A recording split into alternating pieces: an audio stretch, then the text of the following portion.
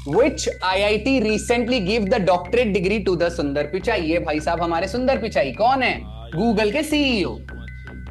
आज की next news है, which Indian company recently become the third unicorn company. ये चलिए, who has been appointed as the new director general, okay, global agri export index चलेगा। हमारा state museum conference, ठीक है, recent में इंडिया की फोर्थ इंडियन सिटी, भारत की ये कौन सी सिटी है? चौथी सिटी है जिसको रिसीव किया गया बेटा, जिसे डिक्लेयर किया गया है वर्ल्ड क्राफ्ट सिटी। अब भारत की चौथी वर्ल्ड क्राफ्ट सिटी जिसे डिक्लेयर किया है, वो आंसर हो जाएगा आपका कश्मीर। अब मैंने बाकी जो अदर ऑप्शंस रखे हैं वो 3 अदर सिटीज हो गई, ठीक है। अदर 3 सिटीज कौन सी हो गई? मैसूर, जयपुर, और चलो यहां पर नोटा डाला है, ये हो जाएगा मल्लापुरम। मल्लापुरम जो कि आ जाता है आपका तमिलनाडु में। ये टोटल 4 सिटीज हो चुकी है, आपको याद रखना है। हो सकता है आपकी बैंकिंग की एग्जाम में या एसएससी की एग्जाम में ये पूछा जाए कि कौन सी सिटी इंडिया की इस वर्ल्ड क्राफ्ट सिटी के अंदर नहीं आती है, तो चारों पता होना चाहिए, ठीक है। और अगर क्वेश्चन पूछा कि रिसेंट में किसे इंक्लूड किया गया, वो आंसर हो जाएगा आपका कश्मीर। जयपुर को क्या कहा जाता है? Pink city. और क्या कहा जाता है जयपुर को? Paris of India. मैसूर को क्या कहा जाता है? कोई निकनेम बताएगा? Sandalwood city. सैंडलवुड सिटी जिसे चंदन कहा जाता है, ठीक है। भारत में सबसे ज्यादा सैंडलवुड कहां उगता है? उगाया जाता है मैसूर में। और कश्मीर को क्या कहा जाएगा? Heaven of India. Heaven of India, Bharat का स्वर्ग कहा जाता है जम्मू कश्मीर को। चलो इतना हो गया। आज की नेक्स्ट न्यूज है, which Indian company recently become the third unicorn company. ये इंपॉर्टेंट। 2024 में अब तक भारत की टोटल यूनिकॉर्न कंपनीज कितनी बन चुकी है? 3। और अभी लेटेस्ट में थर्ड यूनिकॉर्न कंपनी पूछ रहा है, आंसर हो जाएगा बेटा रैपिडो। अब यूनिकॉर्न कंपनी यानी क्या होता है? ऐसी कंपनी जिसकी मार्केट वैल्यू $1 बिलियन से ज्यादा हो। अब $1 बिलियन का मतलब क्या होता है? 8,000 करोड़, रफली 8,000 करोड़ से अगर किसी कंपनी की वैल्यू ज्यादा हो जाती है तो उसे क्या कहा जाता है? Unicorn company. क्वेश्चन पूछा है रिसेंट में थर्ड कंपनी। हो सकता है आपके एग्जाम में क्वेश्चन ये पूछा जाए कि 2024 में भारत की पहली कंपनी कौन सी थी जिसको यूनिकॉर्न का टैग मिला था? कृत्रिम। ये 2024 की भारत की पहली कंपनी थी, और ये दूसरी लाइन से है, और ये तीसरी। तीनों कंपनी मैंने लाइन से लिखा दी है। अच्छा, कृत्रिम कंपनी को कब स्टेब्लिश किया गया था? 2018 में। रैपिडो को 2015 में। रैपिडो का हेडक्वार्टर कहां हो जाएगा? बेंगलुरु में। आपको हमेशा मैं बता रहा हूं, किसी भी कंपनी या किसी भी बैंक का हेडक्वार्टर आप पता रखा करिए, ऐसे ही क्वेश्चन कई बार बन जाते हैं। चलिए, who has been appointed as the new director general, okay, director general of Assam rifles. Question पूछा गया। आसाम राइफल के बारे में एक फैक्ट बताऊंगा, अभी एसएससी की एग्जाम ने पूछा था। ये इंडिया की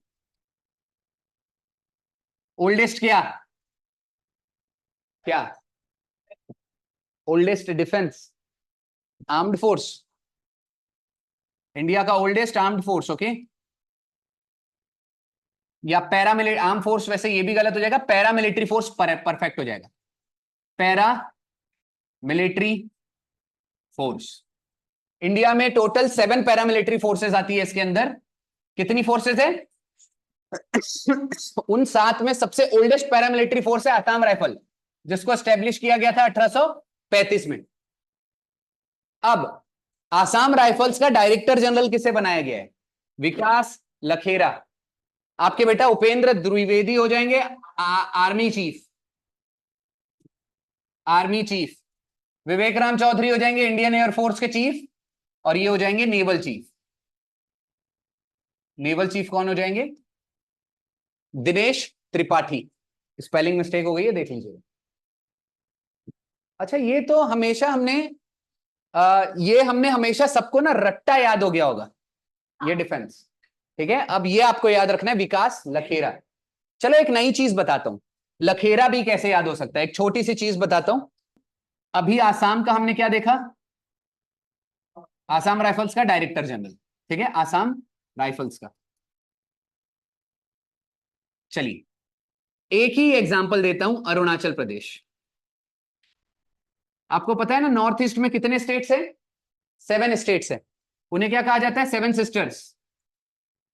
क्या पता आपको एग्जाम में कभी ये पूछ लिया जाए 7 सिस्टर्स क्या है? इसका शॉर्टकट है तमन, TAMMAN। एम से टोटल कितने आते हैं बेटा? 3 राज्य आ जाते हैं। अब टी से क्या हो जाएगा? त्रिपुरा। ए से क्या हो जाएगा? आसाम। दूसरा ए से क्या हो जाएगा? अरुणाचल प्रदेश। एम से 3 चीज है, मणिपुर, मिजोरम, मेघालय। अब आका आप एन से हो गया नागालैंड। चलो ठीक है, टोटल ये 7 राज्य है जिसे क्या कहा जाता है? 7 सिस्टर्स। ठीक है, ये ज्योग्राफी में आपको पढ़ाया जाता है। अब ये 7 राज्य को हम अलग से पता है क्यों कंसीडर करते हैं? क्योंकि अगर आपको ये 7 राज्यों में जाना है तो आपको बांग्लादेश को पार करना पड़ेगा। इसलिए आप, और आपको मैंने पहले भी बताया था, ये 7 राज्य के लोग हमसे कैसे दिखते हैं? थोड़े अलग दिखते हैं। आप लोग देखे होंगे चीनी जैसे दिखते हैं थोड़े। ठीक है, अब एक चीज मैं बता देता हूं, अगर आपको यहां पर 3 राज्य है टोटल इंडिया में, टोटल इंडिया में कितने स्टेट्स हैं? 3 स्टेट्स हैं।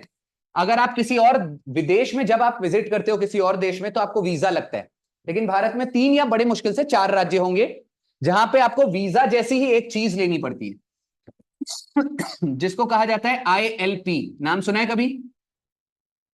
ये वीजा जैसे वर्क करता है। अगर आपको एक एग्जांपल दे रहा हूं, अरुणाचल प्रदेश जाना है, चाहे आप प्लेन से जा रहे हो या रेलवे स्टेशन से या ट्रेन से जा रहे हो, मोस्टली लोग प्लेन से जाते हैं, तो अगर आप अरुणाचल प्रदेश जा रहे हैं तो वहां पर आपको क्या लगेगा? रेलवे स्टेशन में ही आपको ILP बनाना पड़ता है, या तो फिर एयरपोर्ट में। ILP का फुल फॉर्म क्या है? Inner line permit. Inner line permit. अब इनर लाइन परमिट क्या होता है? ये वीजा के जैसे ही एक चीज है। जब आप वहां पर उस टेरिटरी में घुसेंगे तो आपको पूछा जाता है आप अरुणाचल प्रदेश में कितने दिन के लिए घूमने आ रहे हैं, पक्का? तो आपको उतने दिन का वो ILP बना के देते हैं। फॉर एग्जाम्पल 7 डेज हो सकता है, 1 महीना हो सकता है, 2 महीना हो सकता है। अच्छा, आपको पता है ILP बनाने का रीजन क्या है? ऐसा माना जाता है, आपको पता है ना, इंडियन सोसाइटी में वेस्टर्न कल्चर बहुत तेजी से बढ़ रहे हैं आजकल। गर्ल्स लोग, ऐसा माना जाता है, एक्ट्रेस लोग देखो कैसे कपड़े पहनते हैं। तो ऐसा माना जाता है इन 7 राज्यों में कि अगर हम उनके स्टेट में जाएंगे तो उनका कल्चर डिस्ट्रॉय कर देंगे। नेक्स्ट न्यूज है ग्लोबल एग्री एक्सपोर्ट इंडेक्स। हमारा एग्रीकल्चर एक्सपोर्ट इंडेक्स में रैंकिंग क्या है? मैं हमेशा आपको इंडेक्स लगातार न्यूज लेके आता हूं। फिलहाल आपका आंसर हो जाएगा 8th। ठीक है, 63 किस में है? एनर्जी ट्रांजिशन इंडेक्स में। ये लोग अच्छे से लिखेंगे, एनर्जी ट्रांजिशन इंडेक्स में हमारा 63rd रैंक है।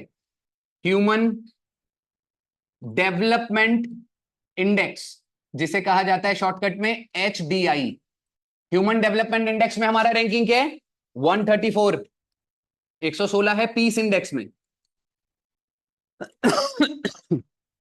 129 है जेंडर गैप इंडेक्स में। 176 है environment performance index, environment performance index में हमारा रैंकिंग है 176। प्रेस फ्रीडम में कितना है? 159। प्रेस फ्रीडम में है हमारा 159। और आखिरी वाला, एक लास्ट में बता देता हूं, पासपोर्ट में 82। ठीक है,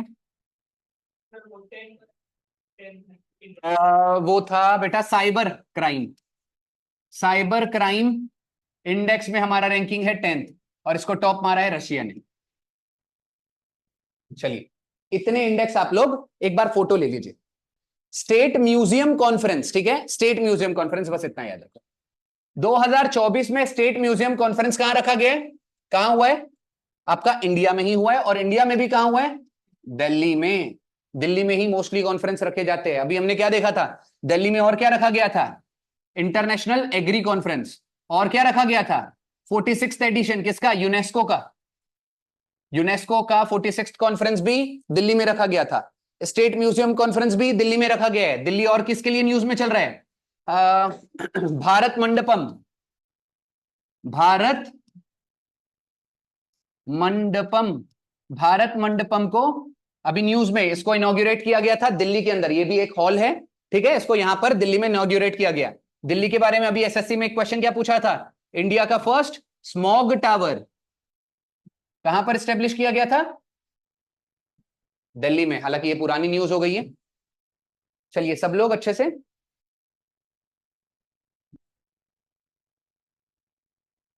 इटली के बारे में और क्या हो सकता है? हाँ, इटली ने इस बार बेटा, क्वेश्चन नहीं भूलना है, 50वां 50th G7 summit, 50वां G7 summit का हुआ इटली में।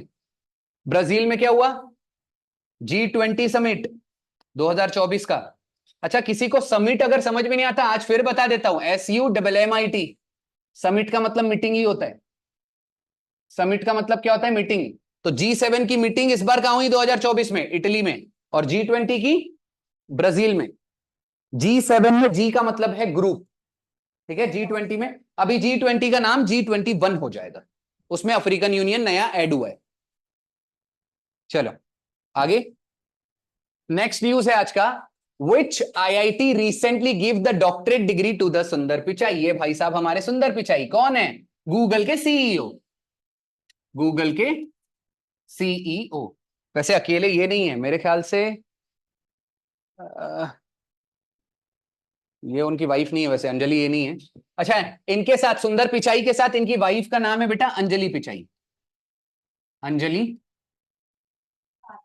अंजलि पिचाई, इनको भी डॉक्टरेट की डिग्री दी गई है। किसके द्वारा? IIT खड़गपुर द्वारा।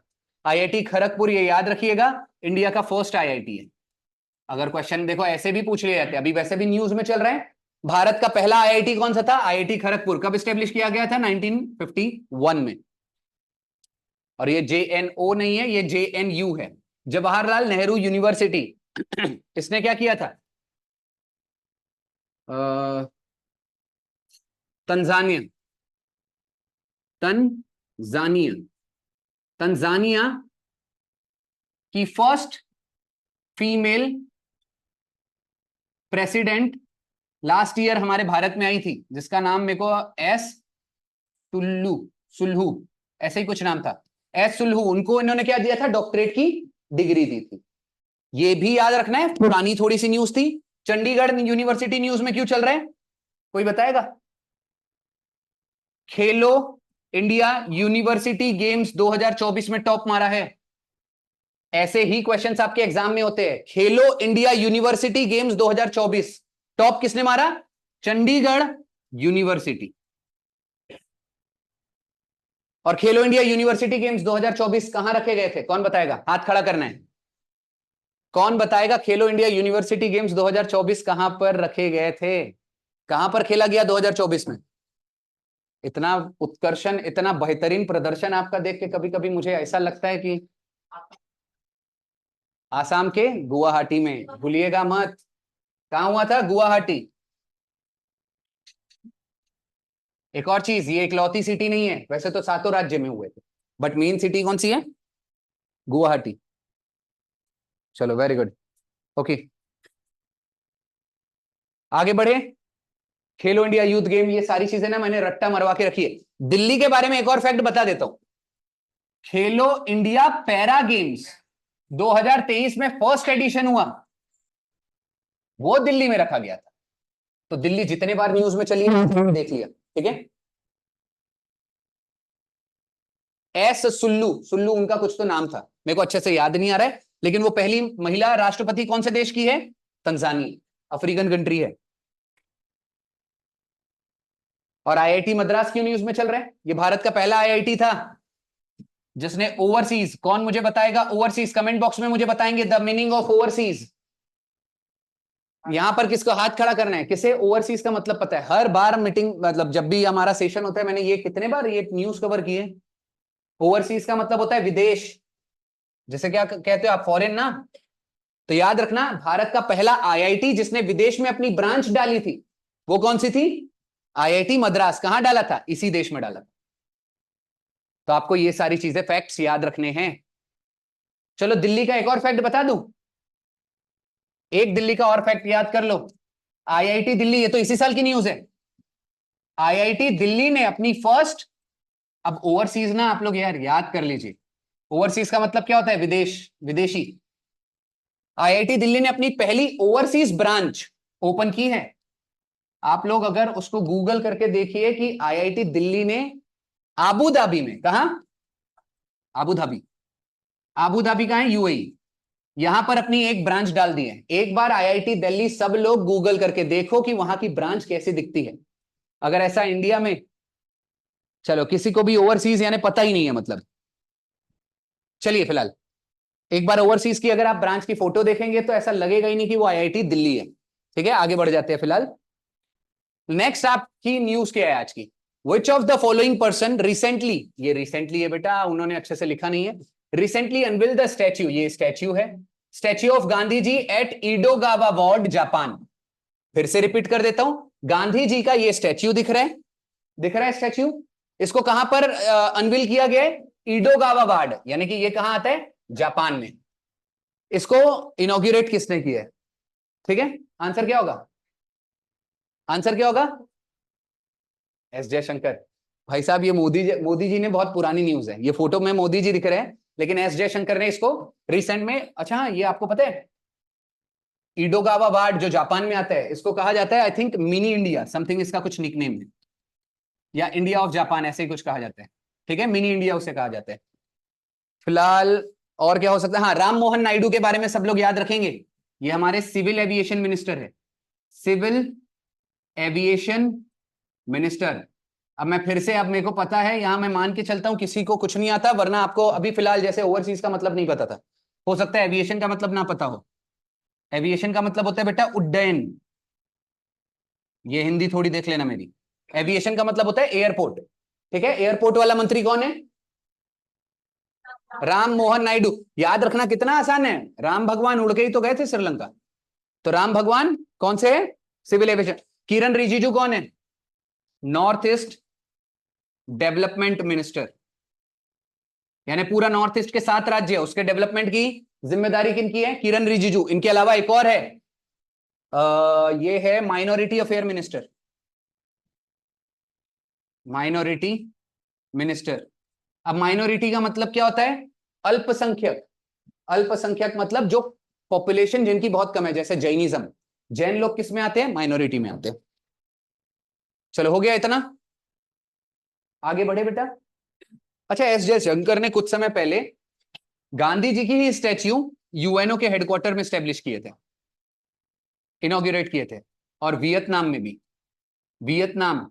तो ये आपको 3 जगह याद रखना है, एस जयशंकर ने गांधी जी की प्रतिमा का अनावरण यानी कि उद्घाटन 3 जगह पे किया है, अमेरिका, वियतनाम और जापान, ये 3 देश में उन्होंने किया है। अच्छा, वियतनाम से मुझे याद आया, चलो दिल्ली की एक और फैक्ट याद कर लो। India, India Vietnam defence, defence dialogue. फिर से बता रहा हूं, यहां पर समिट का मतलब क्या होता है? मीटिंग। डायलॉग का मतलब क्या होता है? मीटिंग। और मीटिंग का मतलब क्या होता है? मीटिंग।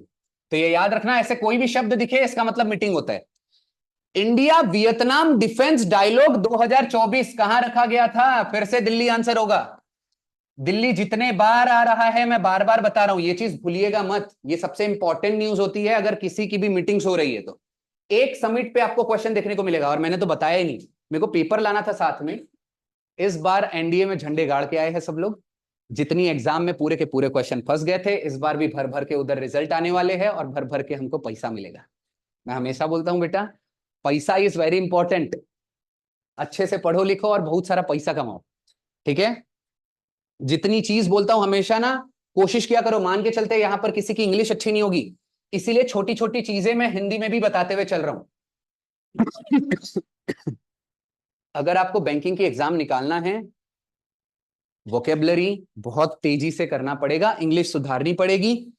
चलो एक काम करते हैं, एक टेस्ट ले लेते हैं, छोटा सा एक टेस्ट ले लें, जस्ट 2-4 शब्द पूछ लेते हैं, देख लेते हैं किसको कितना आता है। बहुत सिंपल सिंपल वर्ड पूछूंगा, सिंपल नहीं मतलब नॉर्मल सी बात है जो एग्जाम में रिसेंट में आए हैं। चलो देखते हैं, आज का पहला शब्द, नहीं आएगा तो कोई बात नहीं, रोज ना मैं 2-4 शब्द आपको देते जाऊंगा टेस्ट लेके। आज का पहला शब्द है, सब लोग लिखेंगे, पहले बताओ, GRUMPY, ग्रम्पी। किसी को पता है?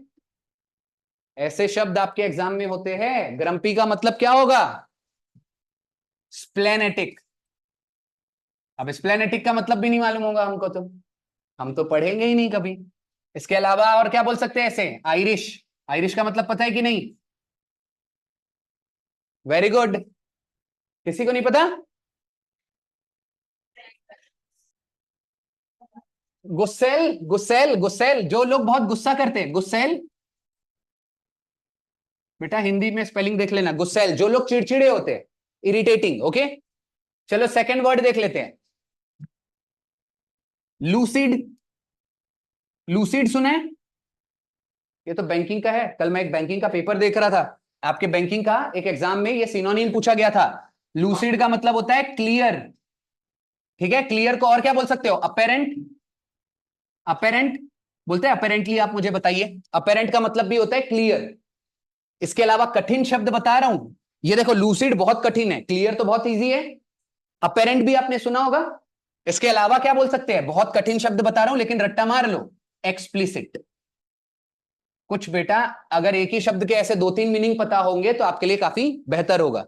चलिए आज का लास्ट वर्ड देख लेते हैं, क्योंकि वैसे ही आपको 7-8 वर्ड हो गए। कोई बता भी रहा है कि नहीं? लूसिड यानी ट्रांसपेरेंट, क्लियर चलेगा, ट्रांसपेरेंट भी आंसर सही होगा। कौन है जिसने बताया? स्नेहल। स्नेहल कौन है यार? कोई लड़का दिख रहा है फोटो में तो। लड़का है वो? चलिए ठीक है, जो भी। हाँ, आपका ग्रम्पी हो चुका है। और कौन सा वर्ड एक हो जाए?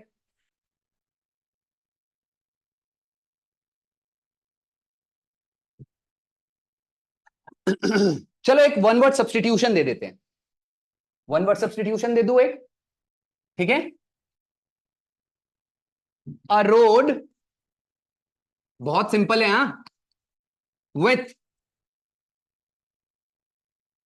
Trees on both the sides. ऐसा रोड, मान लो ये एक रोड है, यहां पे भी पेड़ पेड़, यहां पे भी पेड़ पेड़, बीच में आता है ना एक ऐसा जोन, उस रोड को क्या कहा जाता है? जल्दी, क्विक। ओके स्नेहल, किसी को आंसर पता होगा? 5 सेकेंड है आपके पास।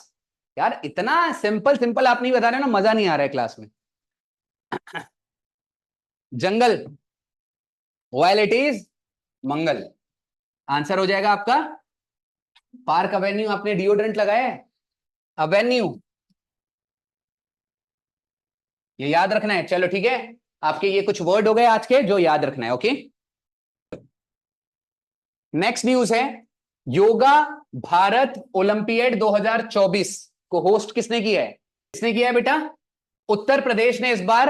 योग नहीं, योगा नहीं है, ये यंग भारत है। ओके, ये यंग भारत है, वही मैं बोल रहा था। यंग भारत ओलंपियाड 2024 को किसने होस्ट किया? यूपी ने।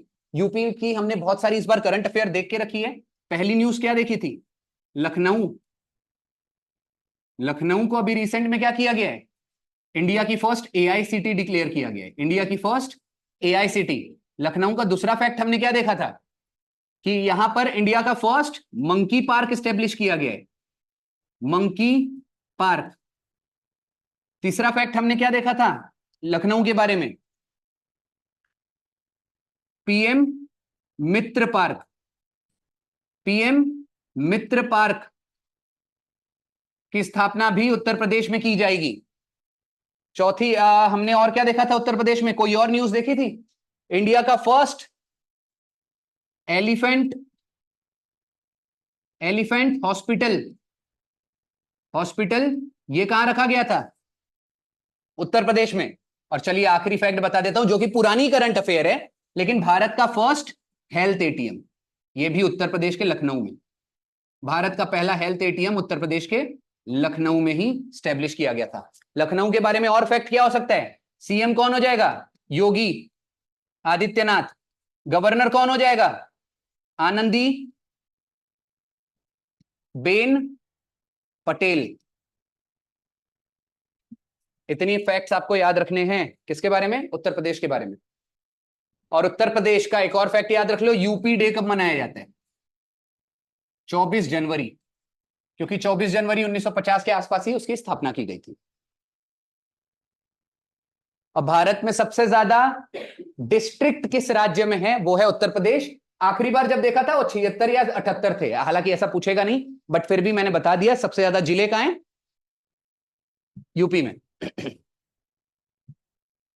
अच्छा, ये सारी चीजें रट्टा याद थी ना सबको? जो लोग नए हैं उनके लिए ये नया होना चाहिए। और कोई कुछ बताएगा? भारत में लोकसभा की सबसे ज्यादा सीट कहां है? उत्तर प्रदेश। कितनी है लोकसभा की सीट? कौन बताएगा? कमेंट बॉक्स क्विक, 5 सेकंड है, यहां हाथ खड़ा करना है। लोकसभा की उत्तर प्रदेश में टोटल कितनी सीट्स है? आप लोगों का ये जो तरीका है हमको बहुत पसंद आया, आपका अंदाज हमें बहुत पसंद आया। हाँ, चलो ठीक है, फिलहाल देख लेते हैं अभी आपका लोकसभा में कितना था? 80।